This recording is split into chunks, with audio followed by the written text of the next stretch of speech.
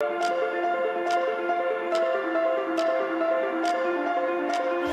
is MC Fireside Chats, a weekly show featuring conversations with thought leaders, entrepreneurs, and outdoor hospitality experts who share their insights to help your business succeed. Hosted by Brian Searl, the founder and CEO of Insider Perks, and powered by insights from Modern Campground, the most innovative news source in the industry.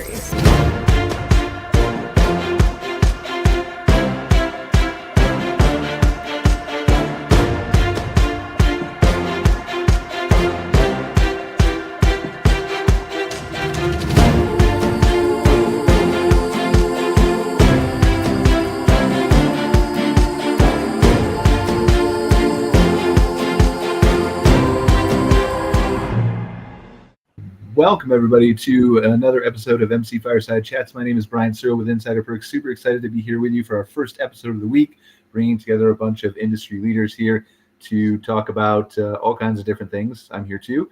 And Mike Harrison from CRR Hospitality, Scott Bahr from Cairn Consulting Group. I almost said Cairn. Why did I do that, Scott? It's terrible. I know what that is. Anyway, I caught myself fast enough. Mark Koep from Campground Views, who is playing his crash in the middle of nowhere, and Sandy Ellingson, who we don't know what just happened to Sandy. She just disappeared. Maybe her doorbell just rang. I think I almost offend somebody every week of the episode. They drop off and then they reconnect, and it's all like it was Mike one week, and I don't know. Scott's the only one that's gotten offended yet. It's your turn next month, Scott. Well, I mean, I'm sure it's there. It's just waiting. It must be there. Yeah, for sure. I'm trying really hard over here. So, and then Sandy Ellingson from wherever Sandy Ellingson's from. You really need a company name. It would really well, I will have one, and we can announce it on the next show.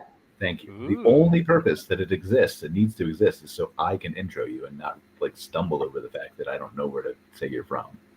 Well, I do have a company that's just my name, but I'm being forced to expand. So I'm going to have a real name instead of just my name. Ooh, so cool. That's where she went off screen to talk to her hostage holders there. No, the phone was ringing and I was really embarrassed. I had to get up to go over there and unmute it. Awesome, guys. Well, all right, let's dive into some conversations here. I think we want to start with the fact that Mark and Mike were both at the recent Carolinas Convention Conference Expo show that I've heard was amazing. And obviously we knew it would be because Dee and the whole board is running the show there, which I've always done an amazing job. But tell us about what your experiences were there, guys. Yep. Mike, you want to lead or you want me to lead?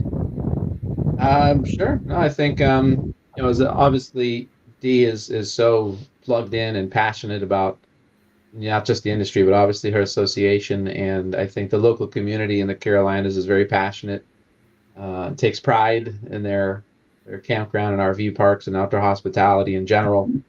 Mark also led a session, and there's odds on Vegas if his predictions come true or not this time.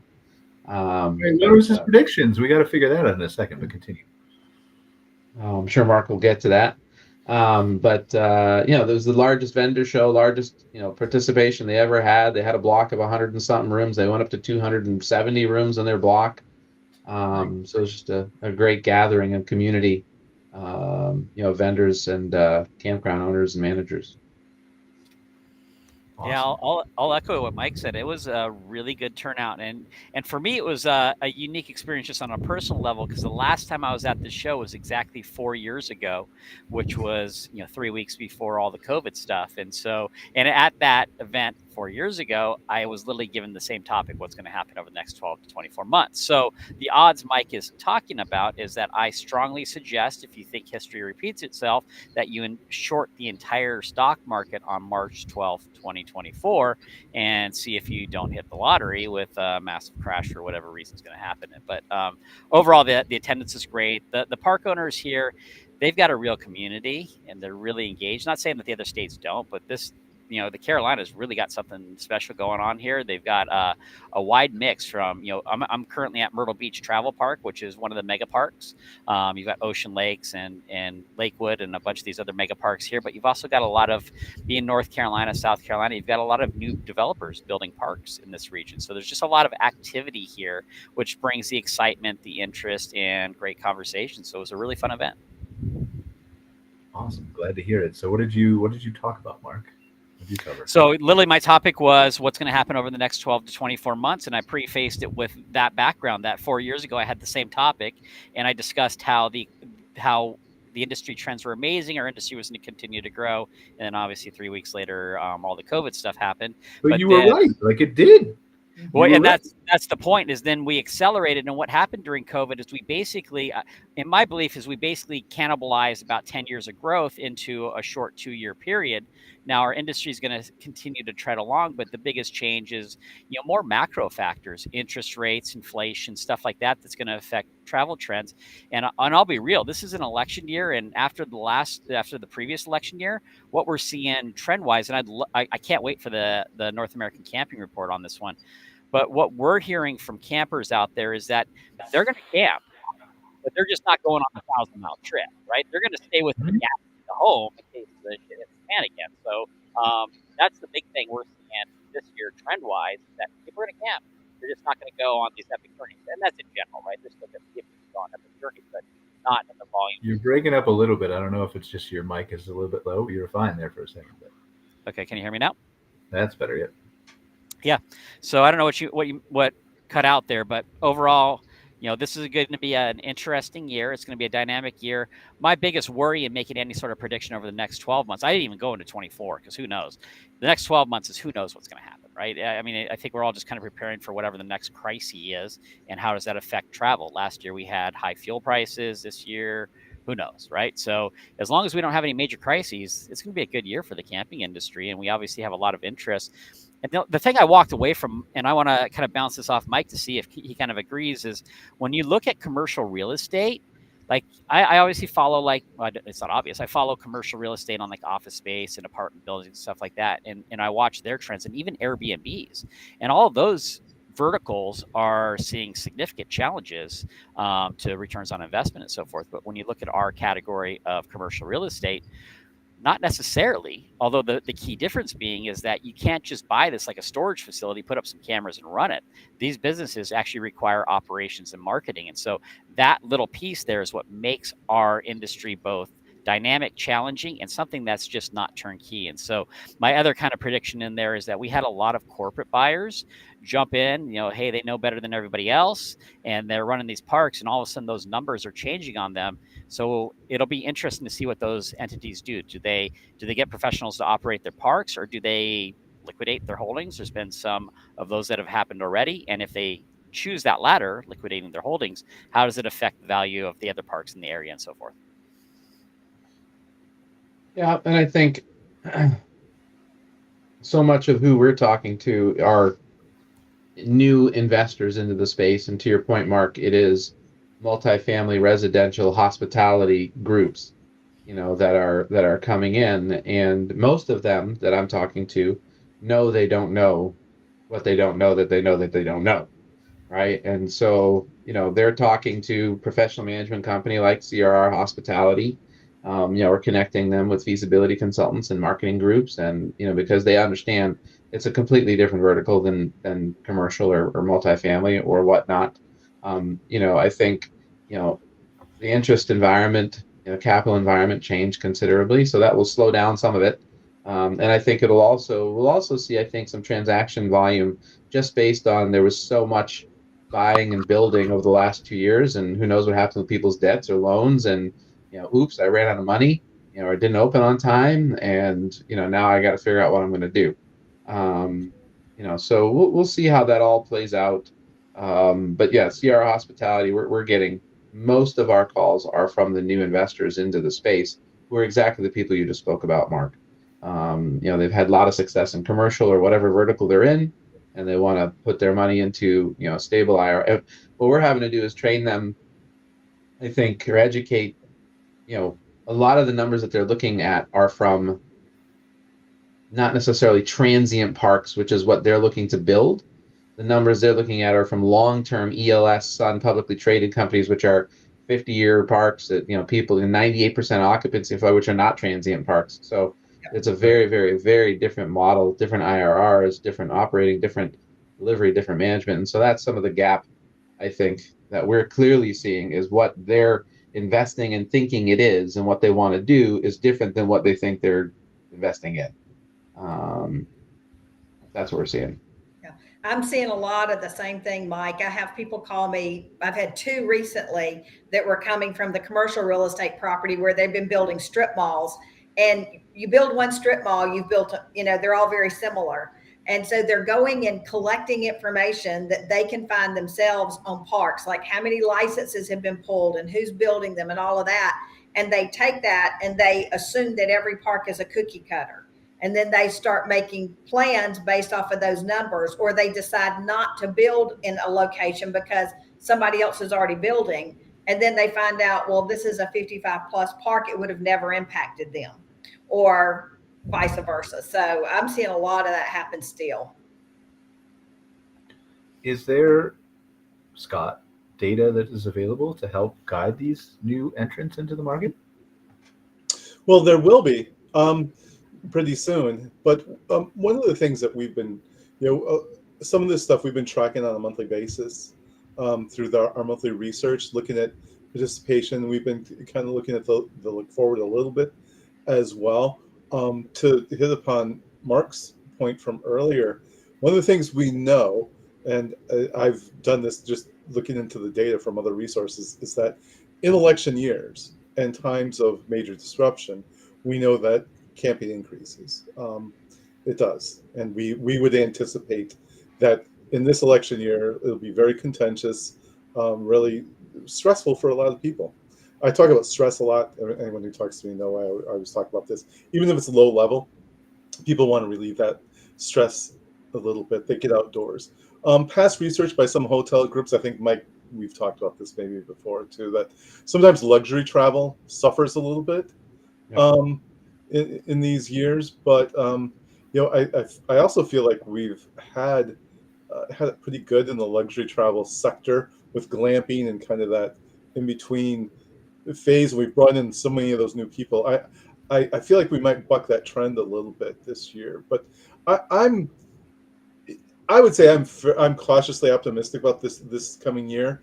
I feel like, and I think Mark, you may have said, again alluded to this a little bit too, that what we're going to see is that if you pulled out 2020 through 2022 and look at the trend lines, it's a fairly steady trend line.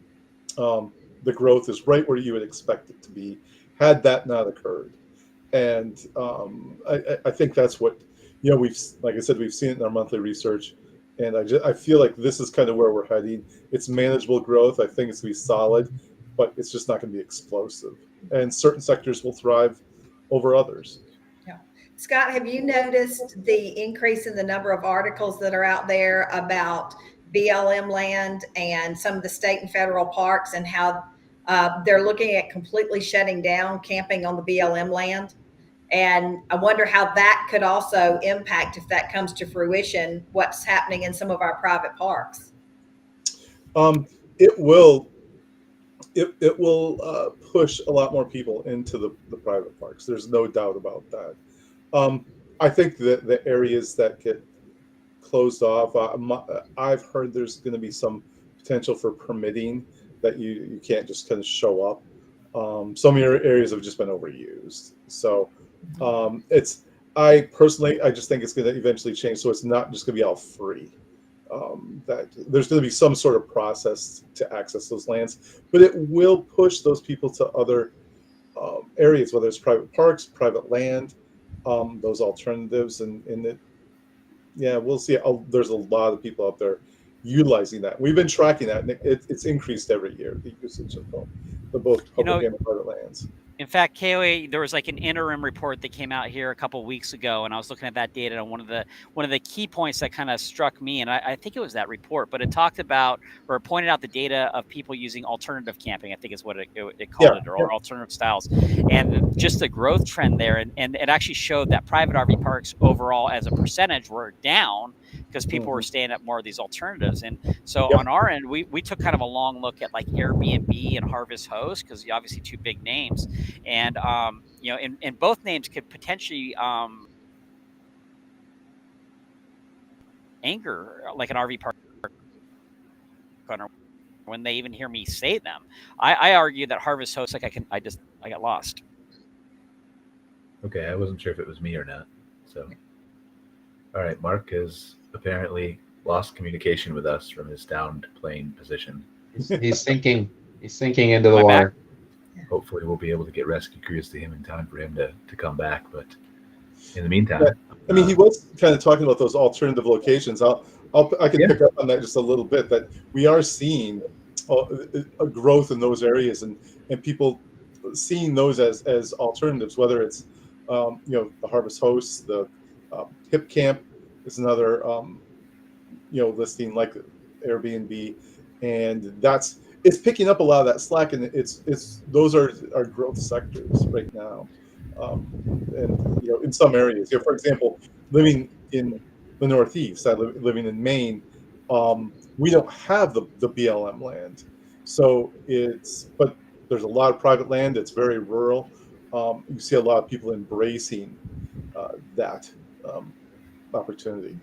Right. So this is what I think. Like, I think the growth, and actually, let me let Mark finish his thought first. Where did I get cut off at there?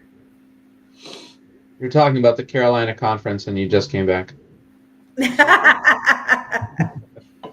That's amazing.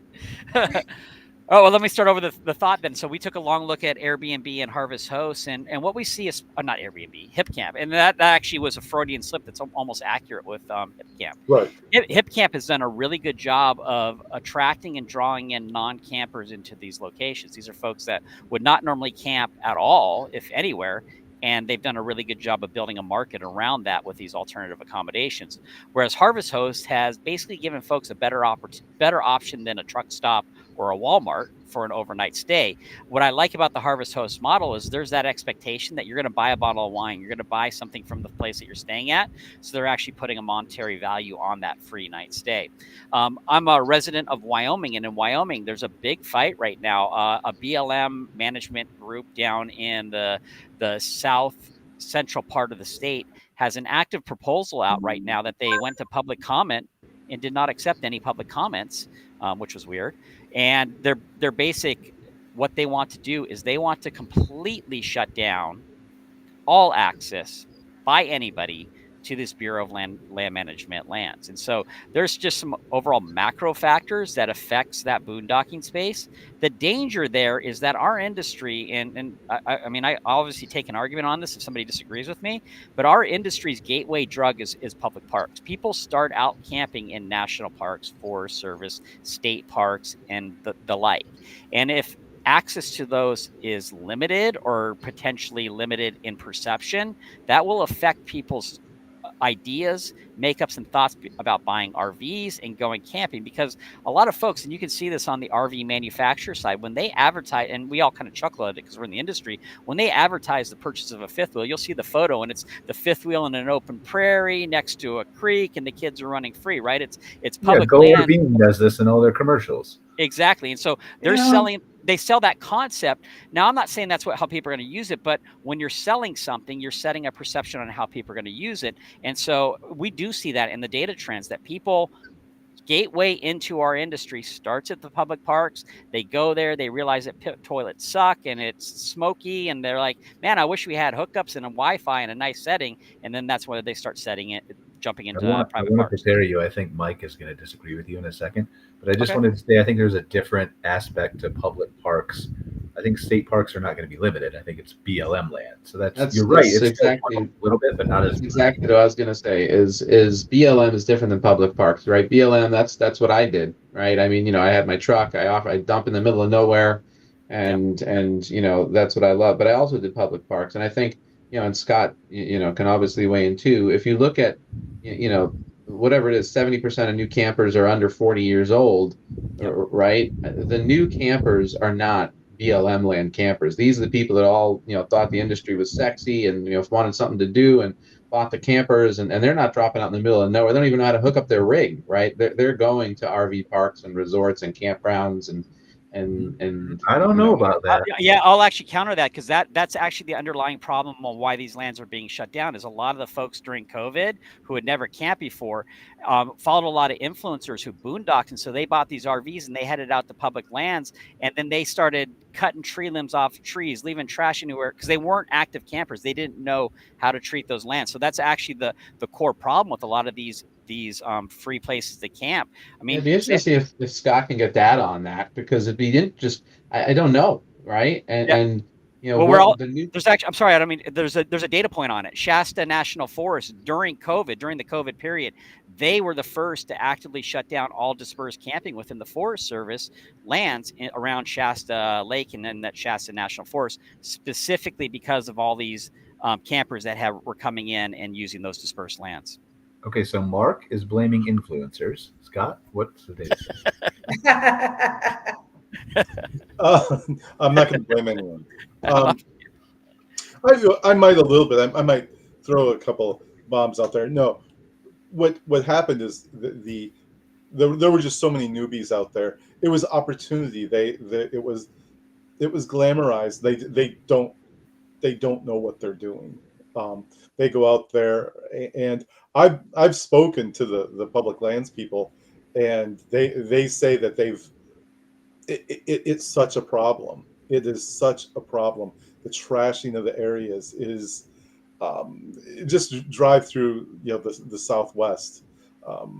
When I was out in Utah at the conference, I always talk to the rangers and the people who manage the lands, and they're like, these areas we are literally just having to close them off, because even without permission from above, because they're like, we can't see this happening.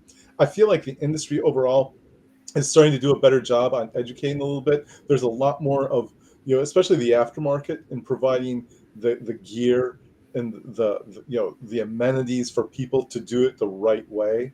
It's still a big problem.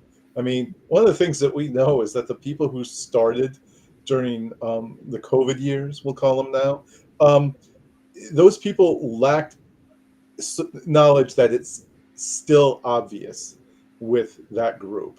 Because we've been tracking them, and we have some measurements when we ask people their ability to perform certain tasks, basic tasks, even not even studying up the RV, but like building a fire and being able to prepare a meal or whatever. And the people who started during COVID are the worst at it, far and away, even than the people who just started in the last year. It's a real thing, because so many people went out there, they left the lots in their RVs and had no idea what they were doing. I'm sure the people on the ground at the campgrounds could tell a million stories.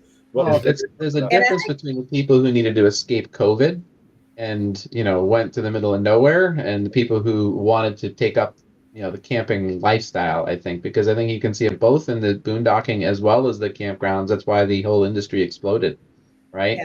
And so we're pontificating and speculating. I'd love this topic for research. I'd love to see more specific data points on these, 70% of new people. What are they doing? Where are they going? We are, coincidentally, Scott and I are looking for a $50,000 sponsor from CRR Hospitality to do that research. Well, research probably won't get done then. Yeah. Well, that's exactly where I was going to, Mike and Scott, is that I believe that during the COVID years, it's because the motivation was to get out and get away from being trapped. It wasn't to go camping.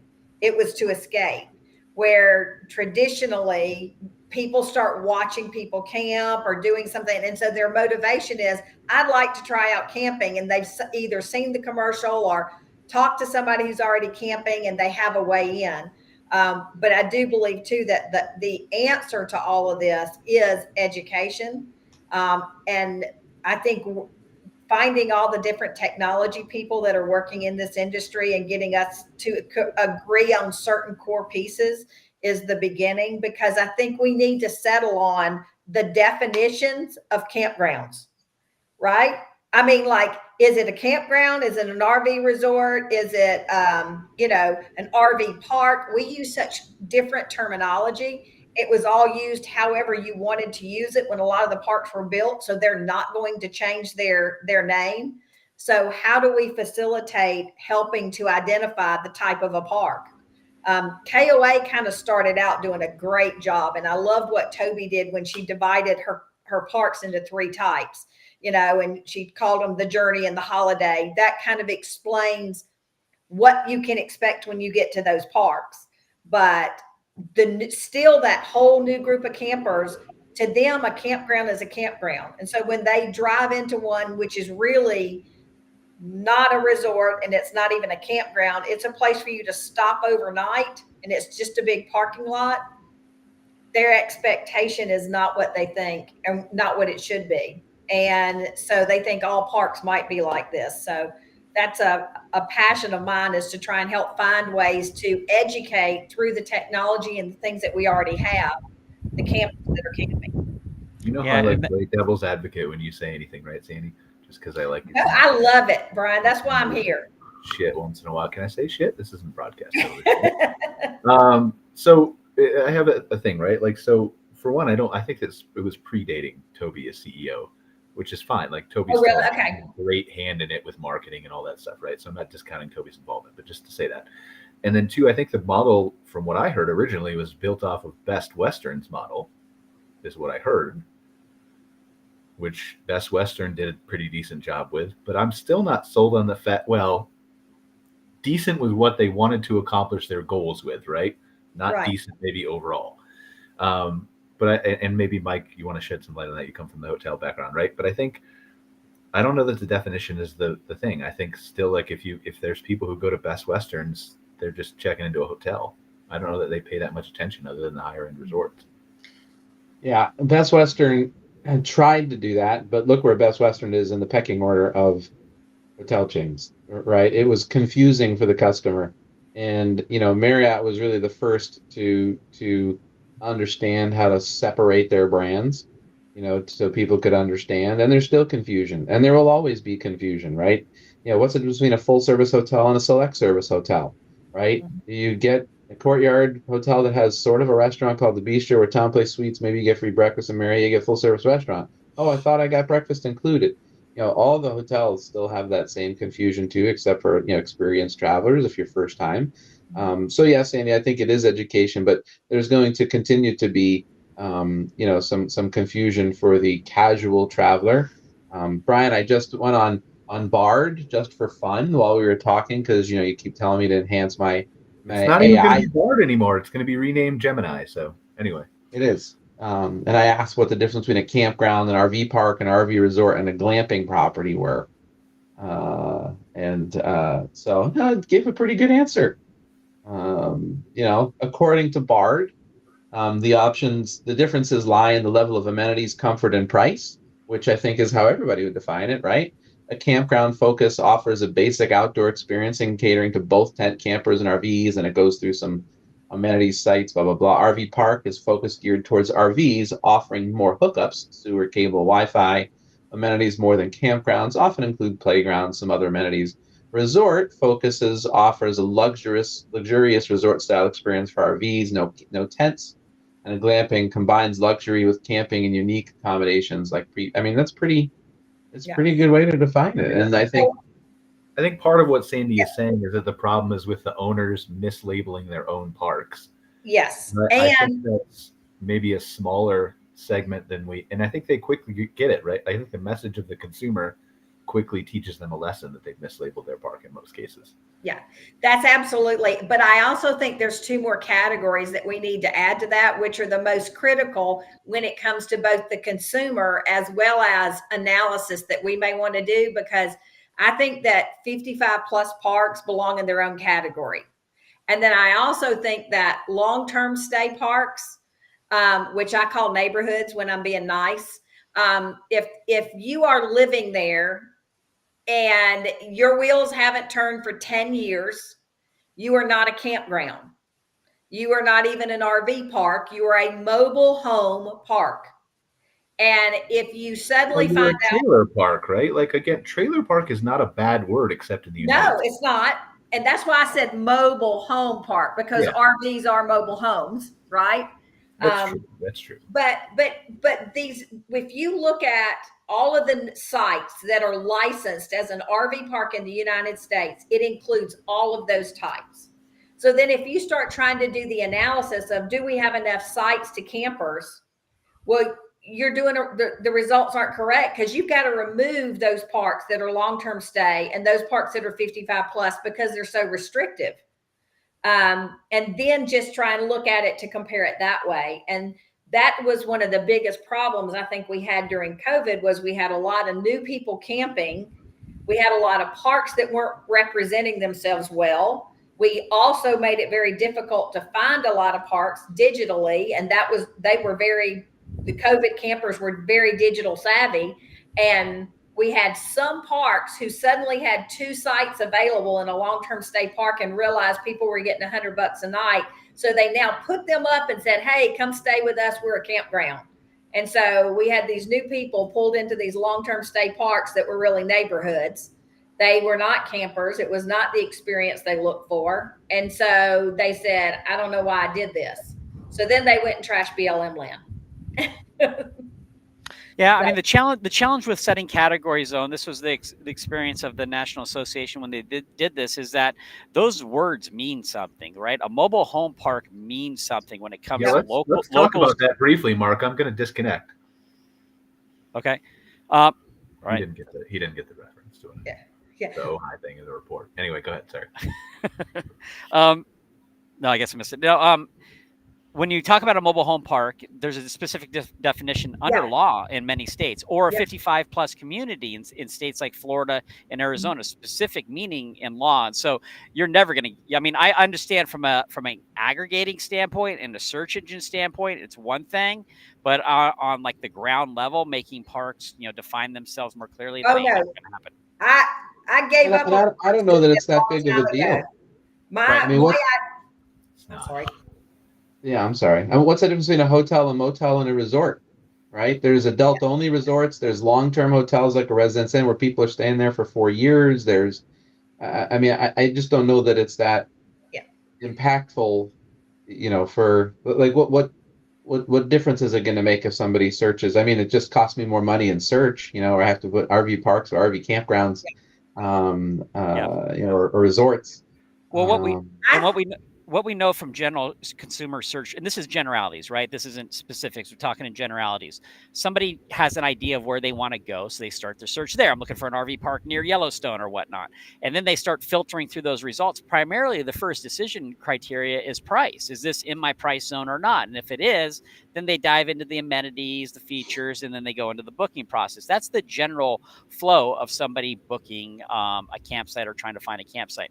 The biggest trend on the BLM sides and the dispersed camping is there's actually, and Sandy, you and I both well know this because we've interacted with this community within Escapees and FMCA. There's a large number of folks that are full-time RVers where saving $10 a night or even not paying for a campsite at all means thousands of dollars in the end of the year in their pocket because they're getting a free campsite. And I'm not saying that that's negative or positive. I'm just saying it is what it is. And so with the number of people that came into the industry under COVID, this is just an umbrella. We had so many millions more campers that it affected everybody. It affected the RV resorts, the BLM lands, and everything else. And so when we look at post-COVID, the big trend we took away, and I think it's amazing for our industry, is overall these COVID campers, they're here to stay. They're not selling their RVs. They're not leaving, at least not yet. Right. And so that's a testament to the industry that we've got this growth, and now it's just a matter of how do we manage that going forward and continue growing it and so forth. Yeah, something that Scott, you've been quiet. The COVID campers will be. It is a group we've been tracking. We feel that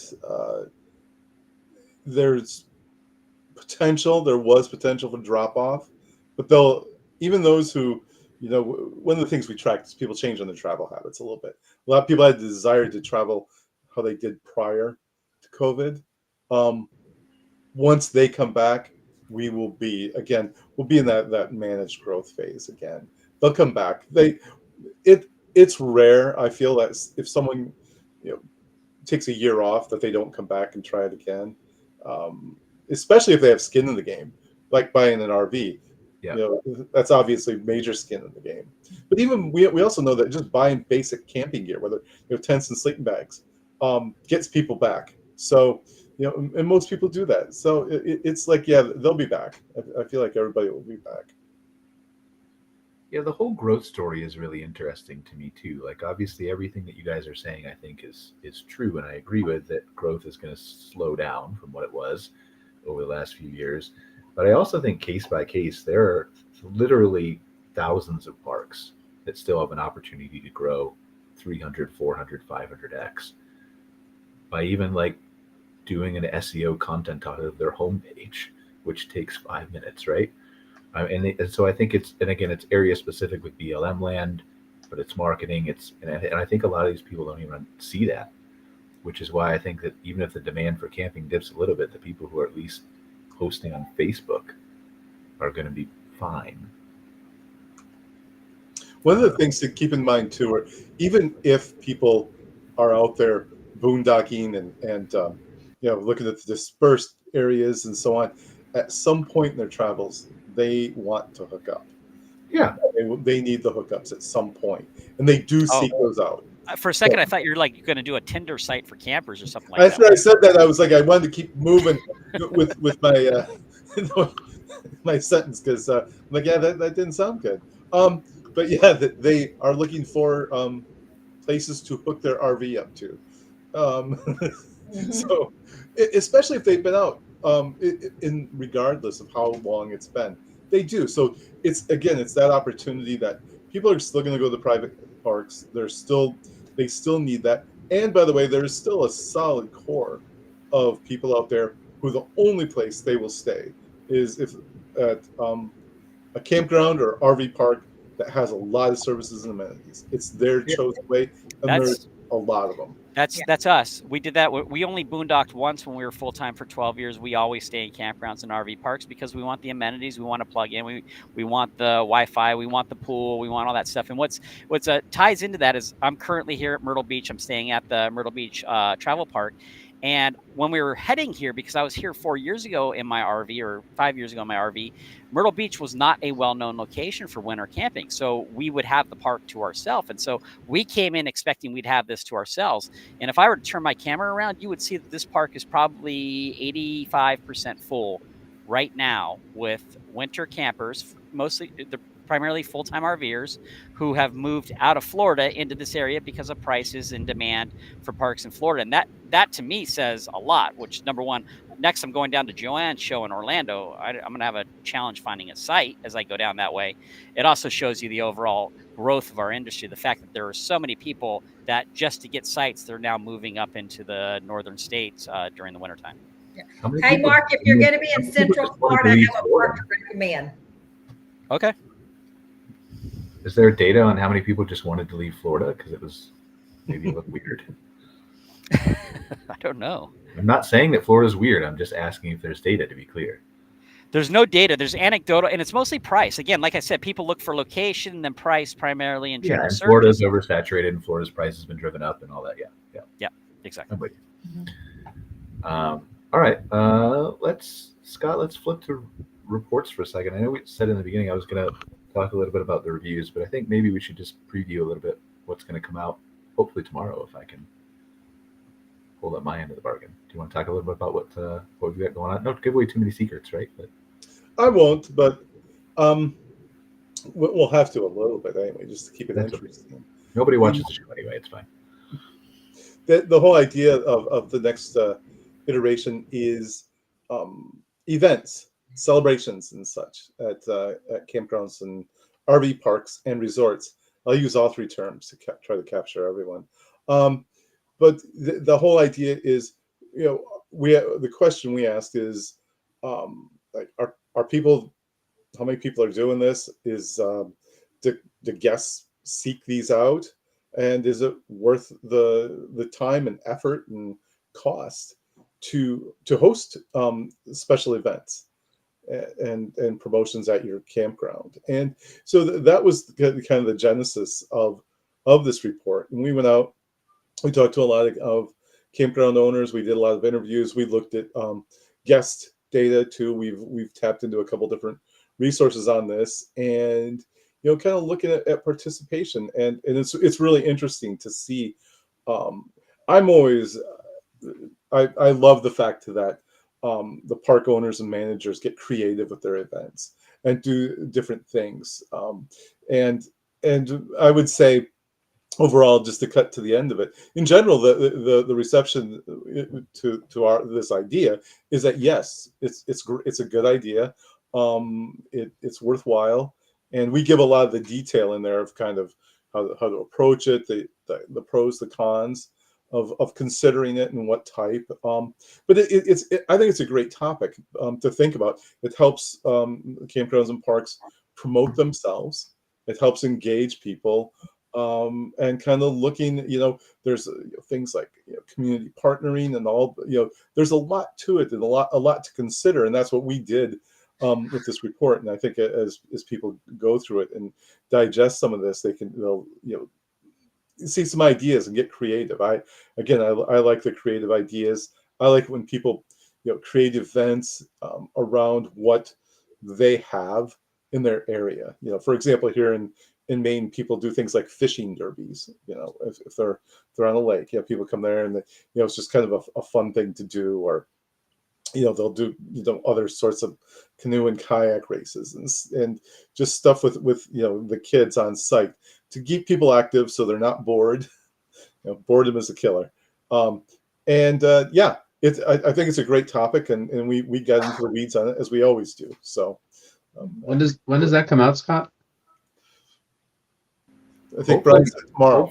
Hopefully tomorrow. Yeah. I mean, it's just waiting on me to do some polishes and some of the blog posts. Why don't you reach out to us? We would give you great feedback. That's key to our success, is that exact topic. Events and what we're trying to do in the future is we're trying to put together a kind of a list of parks that we can have as a data set to not always go to, but to have in our library. So, obviously we've talked to a lot of great parks, I think, as part of this, but I think there's a need, right, Scott, to have different types of data set or a larger data set where we can pick and choose from in the future. So, but yes, Mike, you would be a great resource, and I'll be really interested to hear your thoughts on this. Well, thank you. I'm sorry. I apologize. I should have reached out. Well, I'm super interested. I'm like, my gosh, this is like right up our wheelhouse. I didn't mean to come across it taking offense. I was surprised to hear that that's a topic that I love. We're passionate about it. It's awesome. That's it's interesting you say that, Mike, because that's what we found on our end, was that when we talk to people, they would talk all day about this topic. Some folks would, and there's a lot of enthusiasm around it. It gives, there's a lot to it, and it seems to be a lot of fun for people too. Oh, Tyler Watts did a whole session on his campground at one small campground of the year, Broad River in North Carolina there, and he started out with 16 sites and a couple glamping options, and just what he's done there is all based on activities and programming and marketing, and they have 11,000 followers, on their page, and they're a smaller campground. They've done them, and it's really all driven by their activities. Like if you look at their Facebook, Instagram, TikTok, it is exactly what you're describing. Well, and I think this is proving out what we've been talking about for several months about the rise of experiential camping, and people talking about 2024 is going to be the year of experiential camping. This all plays right into that. Yeah, Marcia with Riverwalk in Yadkin, she uses events, and the thing about events, and I'm sure your report's going to show it, is it's and Brian knows this inherently as a marketer. Having something to talk about when you're promoting a location is incredibly valuable, because now you're not just talking about go camping. You're talking about go camping because we're going to have food trucks and a band. You're able to actually start a communication that's interesting and dynamic and something other folks want to share. So I'm looking forward to that. That's great data. I love that you're doing this, Brian, too. You and Scott, this is good stuff. The more data that we have in aggregate for this industry, it's just going to help folks operate better. And that was kind of how I closed off that presentation with Carolinas. And this kind of alludes a little bit to what Sandy was saying earlier. our industry can only be as good as all parks, right? Because campers stay everywhere. They don't just stay at a nice park, but they stay at maybe the crappy park along the way there too, right? Or inadvertently at a crappy park. If we can raise the boat on operations across the board, our industry is just going to thrive. Like I would much rather personally, I would much rather RV somewhere over a week like I have here versus go through all the hassle of flying and renting a car and staying in a hotel. And I don't think I'm alone. I think there's a lot of people that would be willing to do that. It's just not a simple thing to do yet unless you're gung-ho like me and don't mind camping in Nebraska in 4 feet of snow. Like, you know, there's stuff that needs to happen in order to make that happen. But I love that you're doing this data, so kudos to you. Well, kudos to Scott. He's doing the data. I'm just the one who's delaying the report because I have to make it fancy and pretty. So yeah, the genesis of the report that we do each year, the big one for KOA, was what you were talking about, Mark, was the KOA team. At the time, Jim Rogers was the CEO, and that's how he felt. You know, he came from the hospitality industry. It's like we're all kind of all in this together. And that's kind of what Brian and I have been building on as well. Like, we're kind of all in this together. It's like, let's expand it. Let's do topics. And by the way, my point of view is I love to explore topics that no one else is really looking at. Because it's the first rule of research is don't do what someone else has already done. And it's like, yeah, if you ever had to do a research project, what's the first thing that you do is go look up all the sources and see what other people have done. And that's kind of how I feel like we're getting closer with that. There's a lot of overlap, obviously, but within the industry, it's like we're building on that base of information. And I feel like the industry is getting better. I truly do. I know there's still always a lot of work to do, but it feels like with this access to information and providing some of these resources, and we're all a part of it. That it's making us all better at what we do. It makes me better at what I do. I know that. So well, and I can only go up from where I'm at. So no doubt.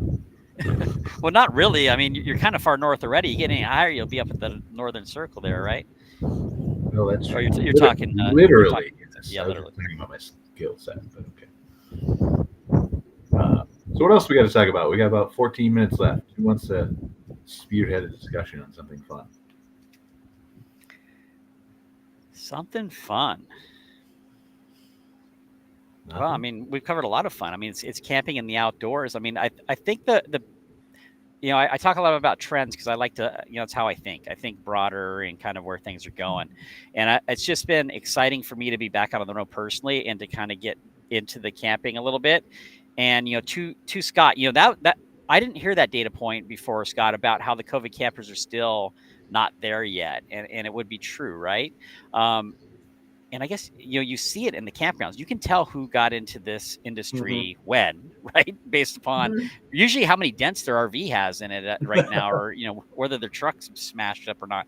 But it's interesting because camping harkens back to a time before whether that existed or not, right? So it kind of goes back in time. And, my son right now is reading Shelby Foote's Civil War trilogy. If you haven't read it, highly recommend reading it. It's actually the base for that documentary, The Civil War. What I love about it is when you look at history, you look at the time that is occurring during the Civil War, and we're listening to a section on it. It's 2 years into the war, and the author is describing the current state of both the political and economic environment of the Union. And if you didn't know you were listening to a Civil War book, you would have closed your eyes and thought they were talking about now. The inflation's out of control. Just people are doing well financially. It's history repeats itself, whether it's not the same, it rhymes, all that type of stuff. And it's just interesting when you take a look at where we're at as a macro factor. And then when you think about our industry as a whole, this is relatively new. I mean, the whole concept of being able to travel. I'm sitting in a campground live on a video, being broadcast with a lake behind me and a freaking bird just walked by here in front of me, right? You weren't doing this 10 years ago. Think about how different things are now, and what do they look like 10 years from now when Brian controls all the AI and is controlling everything we do? Like we're in dynamic times right now. So it's both exciting, interesting, and also a little bit scary at times too. Yeah, but I think it's interesting, right? Because that's going to enable us. You talk about AI and tech, that's going to just get outside more. That's what excites me about, lots of stuff excites me, right? But that's one of the benefits, too, I think, of being in this industry is it's going to get people more outside better. So Brian, as a marketer, are you seeing any hints of an adoption rate with campgrounds for AI? Are you starting to get hope that they're understanding what it is and losing fear and starting to embrace? I mean, some, like we've got several dozen, close to 50, I think, parks using or in process of using the AI, right? But it's going to be slow. Like I was watching, I think I said this on the show last week, maybe. I can't remember when I watched it. Now we lost Brian. But you lost me? I'm here. I can hear it. Okay. I can hear him. All right. So I was watching a video by Gary Vaynerchuk, because I'll turn him on once in a while. I love Gary. And he was talking to, I can't remember, some guy who's been, I don't know who the guy was. But anyway, they're having a conversation about slow adoption of tech overall. And so AI was part of that. NFTs and blockchains, they were talking about heavily, and just how it takes people a long time to get into some of this stuff. And again, I think AI is different. We've had that conversation before. You're going to be forced to be drug along here. But even still, they were talking about an anecdote of history, which fascinates me sometimes too. They were talking about when electricity first came out. The early adopters of electricity were very small and finite. I think they were talking about J.P. Morgan had a generator in his backyard, pulled out a bunch of black smoke everywhere. But for the first 10 years of electricity being in existence, people thought it was inviting demons into their home. And they wouldn't touch it. Even electricity took 10 years to start becoming mainstream.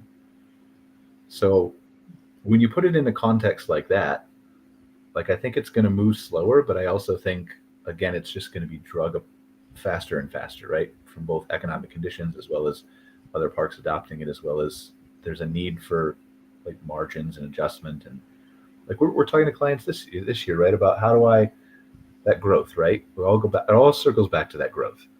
So you can get growth if more people are camping, or if you're finding inefficiencies in your marketing to drive that growth, or if BLM land shuts down and those campers come into your park or whatever else, right? But you can also find growth through efficiency, which is part AI and automation. And that's something a lot of people haven't even begun to touch yet. Yeah. Well, and that's kind of where I get excited. And I always caveat this by saying, if you can find a partner who is using AI credibly, they're not just openly trusting everything it says, they know how to manage and measure it, then I think now when more parks are looking to start marketing again, because they didn't market for a while, they didn't need to, then learning to incorporate some of that can take their marketing dollars further. And so I'm hoping that we see some adoption this year. It's interesting though, I wouldn't even put our chatbot into the marketing category. I would put it into customer service operations. Agreed. I think it can go multiple places. And I think one of the things that we've been talking to our business development team, and I don't know how widespread this is. I think I told Mark, sent you a screenshot, Mark, in Facebook the other day. But one of the hesitancies I think with AI is we don't know what it's going to say. We can't control it. What if a guest doesn't get the answer that we want them to have, and we might lose them or whatever else? And so one of the new features we have built a custom dashboard where people can see all their chats in real time. But one of the new features we have is the ability for, if you want to, you can watch that chat in real time, and you can click a button that says, I want to take over this conversation. And you can chat with them from a dashboard in real time, and then you can send it back to AI when you're done. And I think that eliminates a lot of that objection, right? Yeah. If you're really concerned about that AI, you don't need to, but you can sit there and watch it. And if you feel like it's not doing a good job, just jump in and chat yourself. Yeah, what's interesting about the AI, especially Chat GPT, I think that's one of those, it's almost like the AOL moment where they basically made it easy. They made it easy where you have a prompt, you can type in, I use it all the time. I use it all the time, use it every day. And I even mess with it when I feel like it, and say it gives me a really bad response. I'll respond I'll literally swear it, what the hell was that response? That's not what I asked for. Why don't you fix it? And it's okay, I'm sorry. And it spits out another response. It's think about the conversation I just had with a machine. That's different, and that's a different experience. And you're not a big leap from there to where that prompt I gave it is voice, right? And instead of me typing, and just all the other stuff that comes out of it. So Brian does share with me what he's working on with that chat tool, and it's just amazing. And we go back and forth because obviously being a tech company, also with the virtual tours, is how can that integrate and what's that experience? Going to what you're talking about, Sandy. The biggest hurdle, and you and I are very intimately aware of this, the biggest hurdle for campers is information or lack thereof. What am I getting into, right? And so on our end, we use the visual to cover that, right? Let's take you down there and show you, but that can be time consuming and involved. So how do we make that even more seamless to where you can start putting in criteria of what you're looking for? We can filter those visuals and bring it up, right? So that's obviously long-term stuff. But the other thing is focus. There are not a lot of tech folks focusing on our industry. They focus in other broader industries where they can potentially make more money or whatnot. I mean, you have to have a passion for this to be focused on this. And so then you just have to look at it and say, well, I'm going to just put my head down and make it happen. Yep. Yeah, I'm interested where this all is. I mean, as you know, right, to where it goes. Yep. But I think it's just going to come at such a lightning speed that people are going to be shocked by it. And it already is in the background, but it's not quite forced its way. Like voice is the big thing, and the change in search. That's the big thing for me. Like I posted about this on LinkedIn the other day. Google Maps has released this to their local guides, which is not a small segment of people if you're a local guide, right? It's not everybody, but it's enough people that it's almost ready to go to where you can use your voice to search on an AI LLM to search on Google Maps. Wow. And it will, so I think the example they gave was searching for a vintage experience in San Francisco, and it would come back and give 3 answers about like a clothing store and an antique store and something else. And my thing is are you preparing for AI SEO? Because we are. Like we're ready for this stuff, and we're building the future for where the campgrounds is the answer to the question of like, here's a vintage experience near San Francisco. This place has vintage trailers where you can go stay in and they rent them out, and you can have like, I want to be the answer to that question. Don't you? Right. So like we're doing this for properties already where we've written. Mike's one, River Sands is one of them. We were writing and creating so much content because we want to be the answer to all the questions that are asked of AI, because there's not going to be a 1 to 10 list, and everybody has these, and it's not campground owners, right? But these blinders on that Google's always going to be here. Like if Google stops driving traffic to you and you don't have a plan for that, you're in deep shit. Yeah. Yeah.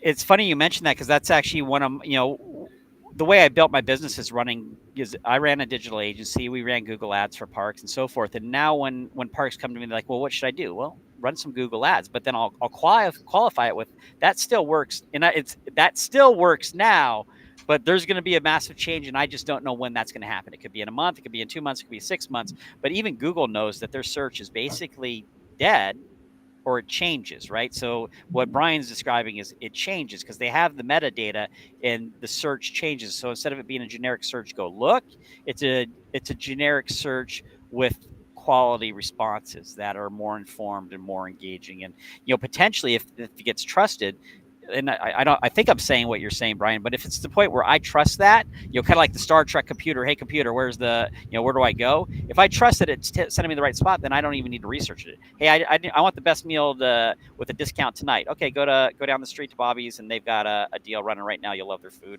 Order the chicken sandwich because that's your favorite, right? So if we get to that point, search is dead because now it's very or it's different. It's not dead. It's different. Yeah. Does anybody have to immediately leave? We can explore something cool if you want to stay for a minute. Yeah. So have you guys seen this? This is perplexity.ai. This is the future of search, right? So let's use an example. Tell me about the history of life, California, and blog articles about it. I have no idea if this is going to work. Clear. Look at the top. See the top 2 results? I don't know if you can read that or it's too small. Yeah, I can't read it on my screen. I don't know if I can make it bigger. But anyway, let's see. Zoom. That work? Yes. Let's see the top 2 results up there? Yep. It has absolutely nothing to do with camping. But we've weaved River Sands into there, and we want to be the answer to as many questions as possible. But this is the future of search you're looking at right here, right? This is a find me a campground near a highway around Phoenix for kids. And with pavement. Like, I don't know how good this is yet, right? But this is Jeff Bezos invested in this company, and they've got millions of users already, right? And so here's the answer, right? Like Phoenix Event Center apparently has a 14-day limit, 6-month camping. It's a campground on an RV park. Children should be supervised by an adult. So whatever they're like, right? So, but this is a massive opportunity here. Like you can actually like target this AI SEO and make sure that you're one of the answers in here. So, like, but this is coming. You can see there's no 1 to 10 here, right?